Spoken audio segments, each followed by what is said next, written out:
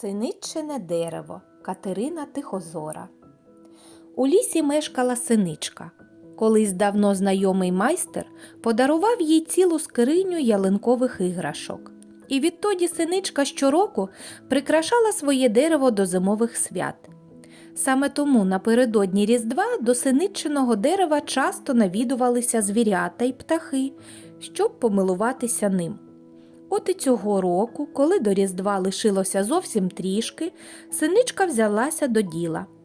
Першим пташка повісила на гілку срібний дзвіночок, потім залетіла до дупла по червону кулю, а коли вилетіла з нею назовні, дзвіночок зник. «Дивина», – подумала синичка, – «чи вітер дзвіночок зніс?»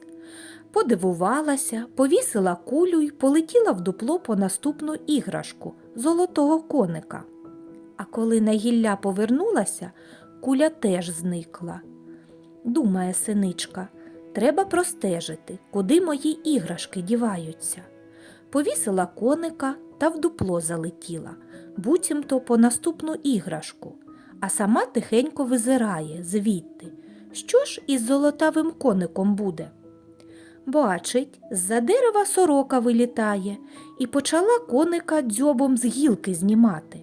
Тут синичка з дупла випурхнула і каже: «Ех ти, сороко, на що ж ти мої іграшки береш?» Сорока злякалася спершу, що її помітили, а потім пір'я розправила, дзьоба вгору задерла та й відповідає: «Я хочу, тому й беру.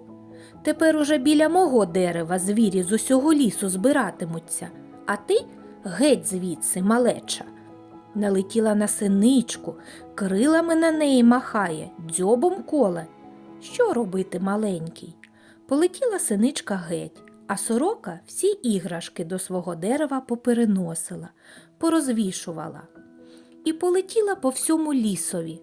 Звірі й птахи, кричить: «Усі прикраси у синички я відібрала і на своє дерево повісила.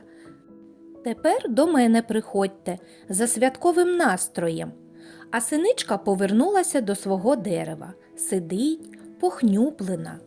Аж тут зайчики прибігли. «Привіт, синичко, ми тобі моркву принесли, щоб на гіллі розвісити. А за ними ведмеді принесли шматочки медових стільників». А найменший ведмедик зауважив: «Їх ще їсти можна, вони солодкі». І невдовзі всі лісові мешканці зібралися біля синиччиного дерева. Білочки принесли сріблені шишки, кабанчики – жолуді, сови – красиві пір'їнки. А останніми прилетіли снігурі. «Синичко, можна на твоєму дереві посидіти сьогодні? Ми на вигляд не гірші за скляні кулі, а може й кращі». Радіє синичка, крильцями тріпоче, всім дякує. От прикрасили звірі дерево й узялися різдвяних пісень співати. І такий усіх оповив святковий настрій, що кращого й не буває.